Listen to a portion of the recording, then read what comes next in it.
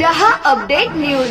कन्नड घाटाखाली चाकूचा धाक दाखवून 16,400 रुपयांचा ऐवज लुटला।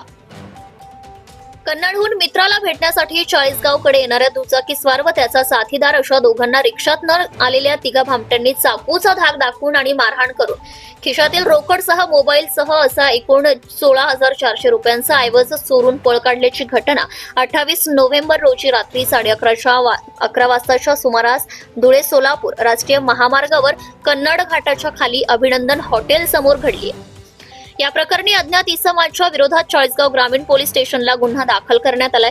घटनेची माहिती अशी की मंगेश बंडू आल्हाट राहणार हतनूर तालुका कन्नड हा 28 नोव्हेंबर रोजी रात्री निवृत्ती भडंग व विशाल केवट या दोन मित्रांसह दुचाकीने चाळीसगाव येथील मित्राला भेटण्यासाठी कन्नड येथून येत असताना कन्नड घाटाच्या खाली उतरून चाळीसगावकडे जात असताना महामार्गाला लागून असलेल्या हॉटेल अभिनंदनच्या समोरून रस्त्याने जात असताना लघवीसाठी म्हणून दुचाकी रस्त्याच्या कडेला थांबवली।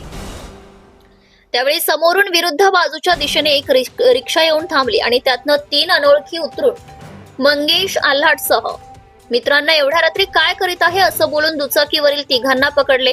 यावेळी आल्हाट याचा मित्र विशाल हा घाबरून पळून गेला। रिक्षातील तिघांपैकी अंगात निळा रंगाचा जॅकेट घातलेल्या एकाने चाकूचा धाक दाखवून पैसे काढून द्या म्हणत मंगेश आल्हाट यास धक्काबुक्की केली।